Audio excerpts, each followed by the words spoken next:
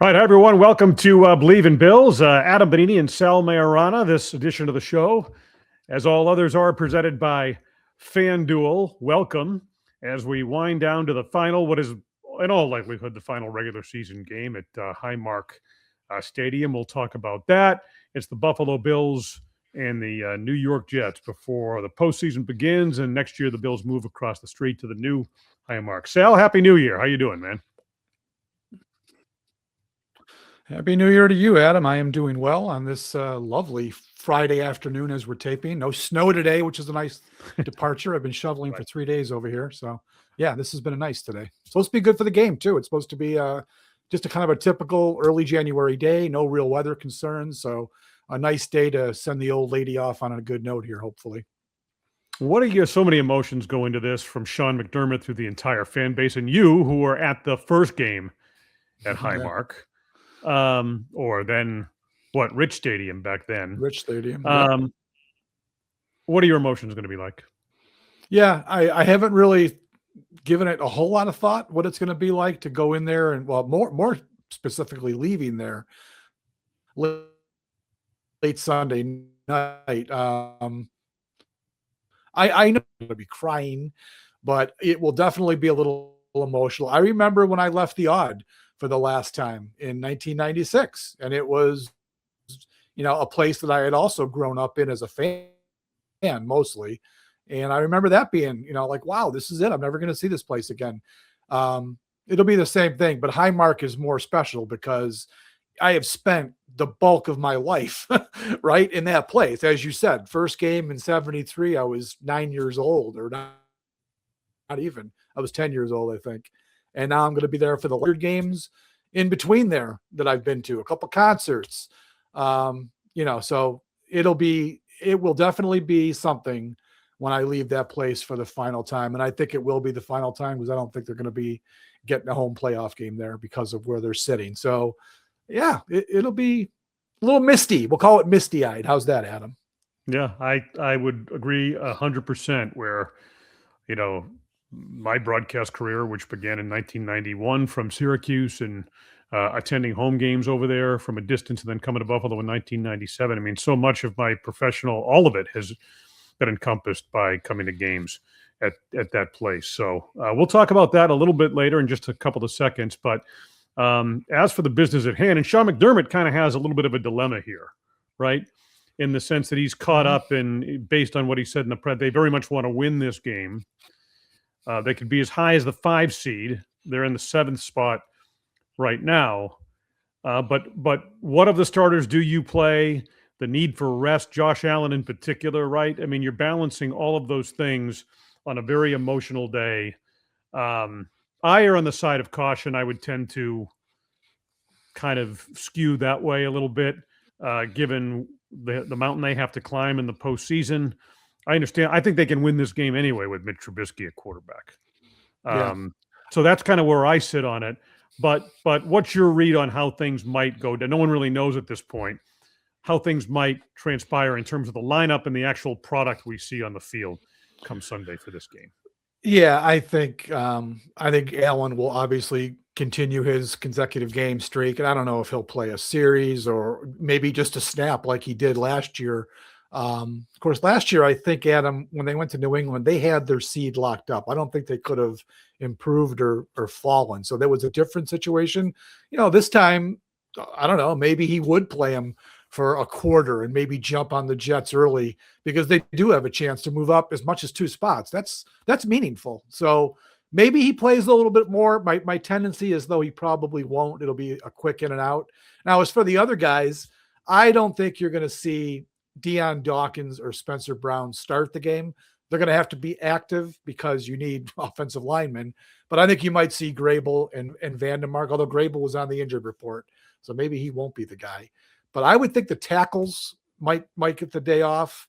James Cook, I think they're going to play him a little bit. They have a little bit of an advantage that Jonathan Taylor does play at the 1:00 game. And he's got a little bit of a lead. I would imagine that Taylor is going to pass him at some point on Sunday afternoon. And then maybe they put Cook in to get him the yards that would get him ahead of Taylor. Now he still has to worry about Derrick Henry behind him. Derrick Henry is coming up pretty quick after what happened last week, and they're playing a game that they need to win. So you might have to worry about him. But I think McDermott would like to at least give Cook, if Taylor passes him, the chance to move back in front. So I think you'll see him a bet. Does it matter which wide receiver plays? No, of course not. And then in terms of the guys that are questionable, I don't think you're going to see Bosa. I think Bosa, Kincaid, and I think Jordan Phillips is the other questionable. I don't know about him. I don't really care about him. But I think Bosa and Kincaid will definitely be inactive. So that's where I think it'll go. Obviously, Poyer and Bernard are already out. Daquan Jones is already out. So they're going to have a bunch of reserves playing in the game. But like you said, I think the Bills can have their cake and eat it too. I think they can win this game with their backups playing. The Jets are just so awful. Now, the only thing bad about the Jets is they are coming off an absolutely hideous performance, and they are professional athletes. And I would think that they're going to want to play a whole lot better and at least end their season, without that really bitter taste in their mouths. You're probably going to get a better effort from the Jets this week. But, man, there's no excuse to lose to Brady Cook. I don't care who's playing for the Bills. Right. No, absolutely. Getting James Cook that rushing title, you referenced it. I mean, I think that's important. I think that's something that, that whether he says it or not, he would obviously want. I think his offensive lineman would want it. I mean, I think that's something, I think you're 100% right. I think they've got to put him in there. The year he's had and the history involved with that, I mean, so you got to go back to the 70s for the last time a Buffalo Bills running back did it. I think that's that's more than a subplot to this game on Sunday. Yeah, I mean, O.J. Simpson's the only Buffalo Bill to win a rushing title. He won 4 in a span of 5 years, from 73 to 76. So I think they would like to get that for James Cook. I mean, Thurman Thomas, I think, led the league in yards from scrimmage, maybe 4 years in a row, if I'm not mistaken, but he never won a rushing title. So this would be pretty cool for the Bills. It's been almost 50 years. The offensive linemen, we're talking about it this week. They blocked for an MVP in Allen last year. They would love to say that they blocked for the league rushing title winner also. So I think it is something that the Bills, and McDermott hasn't really been, he's kind of said they know of it. So he's not totally, ignoring it. I think he does want that to happen for James Cook and then get him out of the game. Let's talk about Josh Allen. What's your level of concern with him at this point? I think the foot has been bothering him. I think I poo-pooed it a little bit. And then, I think I realized last week, because there were some comments made from coaches, McDermott. And I think even Brady had referenced that they had to be careful a little bit with what they were calling. So it must be bothering him, which is why I think you're going to see a quick cameo. I don't think they're going to, I offered the opportunity, maybe play him for a quarter if you can get ahead early and quick. But I think they're going to want to sit him down, give him the extra week. You want him obviously as healthy as can be for the playoffs. It sounds like it's one of those injuries that may not heal, right? I mean, it may not heal until the season's over. So he's probably going to be playing with a little bit of pain or whatever discomfort the rest of the year here. But yeah, get him off the field Sunday and let Mitch Trubisky hopefully do his thing. I do want them to win the game, Adam. And I think Sean has made reference to they don't want to send the stadium off with an absolute clunker bowl preseason type performance. They would like to win the game. And I think he will definitely try to win the game. I just don't think that Allen's going to be the guy taking the last snap, whenever that is, it's a bummer. You wish the game meant something, really. You wish they had beaten the Eagles last week. And right. I know people will say, well, then you got to risk Allen to injury and the other guys. Why not get him to? I wish the game still meant something, because that's the way you'd like to send the stadium off, with a game that was big and the victory, if they get it, is meaningful. So let's just talk about this team and how it's trending as they look toward the postseason. Then we'll get to the stadium. Look, the comebacks, and then what happened against the Philadelphia Eagles this past Sunday. I mean, I mentioned it before we came on. FanDuel, presenting sponsor for this program and others on the Believe Network. The Bills are 7th at this point in Super Bowl odds at plus 1,000. right? Seattle's on Sinking. top, followed by the Rams, Broncos, 49ers, Eagles, Patriots, and Bills, and the Jaguars are right behind them. Possible first round opponent there at plus 1,300. You know what I think? I think that's about right. Don't you? Yeah, I mean, I never believed in the the FanDuel odds or anybody else's odds that had the Bills such a high favorite to be the Super Bowl winner. I've told you this many times, Adam. I'm just not feeling it with this team. Now I could be entirely wrong. Obviously, been wrong plenty of times. I just don't get the vibe that this team is the one of all the teams that they've had the last 5 years that won the division. I don't see how this is the team that's going to go to the Super Bowl. I understand it's kind of a wide open year in the AFC. We've talked about this a lot. There's really no dominant team out there. So sure, the Bills could beat any of those teams. I also think the Bills could lose to any of the teams that they might face in the first round or any round of this playoffs this year. So, I mean, Adam, this team has won 4 road playoff games in its history. And now we're going to ask them most likely to win 3 road games this year just to get to the Super Bowl. I mean, look, crazy things have happened. I just can't get myself to a point where I see that happening. So I hope I'm wrong, but it's a tough ask. So I get the Super Bowl odds dropping the way they have. And I think a lot of that had to do with last week, right? Losing to the Eagles the way they did. Yeah. I think that was part of why they dropped so far this week. All right, so let's get to the stadium here before we wrap this thing up on this Friday. And I mean, like you've talked about, you were at the first game, you're going to be at the last one. And a lot of these games, you and I covered in the same press box. But going back, I mean, and I know at the Democrat and Chronicle and on your Twitter feed, there's a book coming out, right? That's going to be kind of a compilation of a lot of work you have done with all the various games you went through. Tell us about that, and then maybe we can phase into some of your great memories through the years, stemming from that project. Sure. Yeah. What I did was they asked me to do my 53 years, so 53 of my most memorable games at the stadium. So I had written that most of that all was written last spring and summer, and we've been rolling those out on like kind of the anniversary date all season long of when the game was played. So most of them have already been published. There's still a few playoff games coming up here that are on the list, but those are going to be melted down. Not the full stories. They're going to be like 3 or 4 paragraphs for each one of those is going to go into a book. I think the book is called Farewell to the Ralph, or I'm not even sure.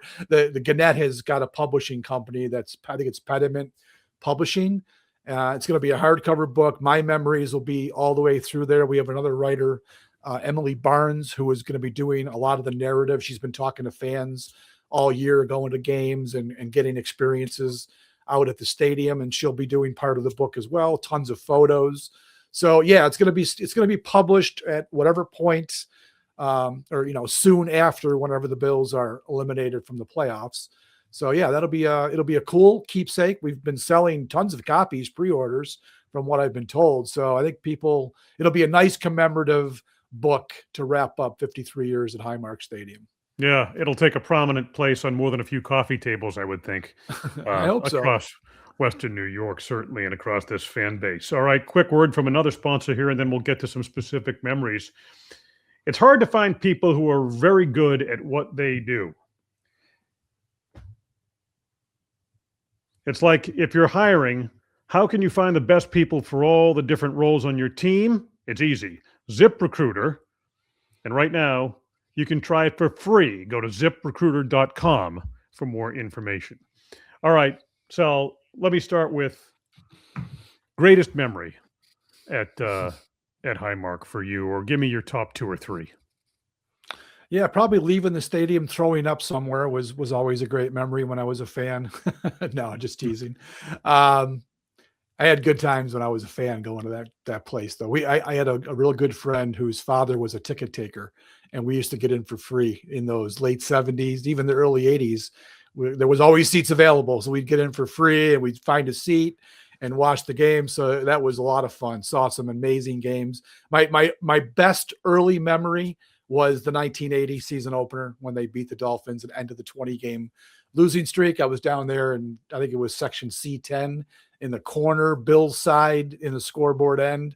And we were down there for that. So that was just an incredible, I'll never forget the ride home from that game, Adam. Just there were people, we used to go back to North Buffalo. We'd take Route 5 going out there. And the people that were pulled over on the side of the road an hour after the game, just hatches open, drinking beer, party. And it was such an amazing scene. I'm 17 years old at the time. That was my earliest, best memory. Obviously, I went to the very first game. I'm so young, I can barely remember it. Saw some OJ games in the 70s that were great. So those are my early memories as a fan. I actually went to the first playoff game at that place. They played the Oilers in 1988, so January of 89. And I was in the stands. I wasn't on the beat full time at that point. I was in the press box for other games, but that one I did not work. So I was in the stands with my father with his company season tickets. That was the only playoff game I saw as a fan. Everything else has been in the press box. Now the other ones I could go on here. Jesus, we can talk for an hour, but the one game, and I'm not different than anybody else. The most memorable game always will be the AFC Championship game, 51-3. I mean, there's no, I know the comeback is the more famous game in NFL history for obvious reasons, and that was incredible. That's number 2 on my list of the greatest games I've ever seen, but nothing can top that 51-3 game. I mean, for what it meant, meaning the Bills were going to go to their first Super Bowl, what was going on in the country with the war and the patriotic, the flags and it was just such an incredible, surreal moment in history, not only football history, but, also American history, what was going on that day. Nothing could ever top it. The comeback game was cool. It was fun, unlikely, but man, 51-3, that was the number 1 game for me. Well, it's funny you should bring that up because that was my first game there. That was my, really? Yeah. That was sort of my, indoctrination to that stadium. And it was not my first Bills game I had seen growing up in the New England area. That's Patriots Bills over the years in my childhood at that old Foxborough Stadium, which, by the way, those two were built, I think, a year apart. Yeah, they were. And talk about a stadium that's held up so much better and did through the years before they replaced the old one with Gillette Stadium. But that thing was bad by like college standards. This is still one of the great venues in the NFL from a historic standpoint and functionally. I mean, the sight lines is a lot that's just still so great about it. But in any event, that was an absolute great memory. And then I, like you, all through the years have covered so many. The playoff win over the Patriots, the perfect game, right? Yep. But I think that one is really going to stick with me, how cold it was that night and how just potent the Bills were offensively, and that one of the Micah Hyde interception and all of those things. That's one I'll take. With the San Francisco game, Allen flying through the air from a regular season perspective, we could go on and we won't necessarily do it, but that place has meant so much to so many, right? It's more than just a stadium. It's a gathering place. It bonds an entire community and region together. And I think a lot of those emotions that we're going to all feel on Sunday are kind of fueled by that. Don't you?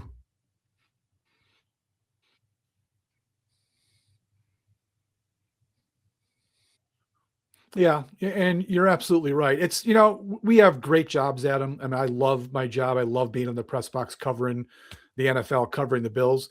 But I will admit that we're a little bit removed from that atmosphere in the stadium. And I was there as a fan when I was, in grammar school, high school, partly in college, going to games. And I remember the feeling it was like to be in the stadium.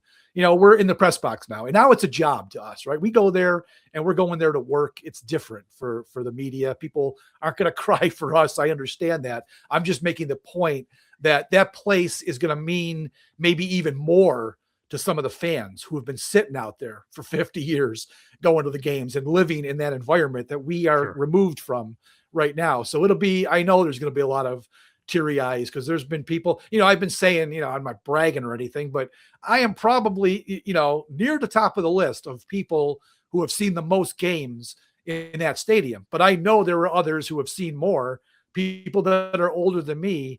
And for their last game Sunday, they're going to be crying when they leave that place because that's their life. They're saying Yeah. goodbye to a big part of their life is going to be leaving. We're going across the street, and nothing really is going to change. You know, you're going to be in a beautiful new stadium, but the inside, the atmosphere, nothing's going to change. It's still going to be Bills game. The tailgates are going to be the same, but that stadium, people have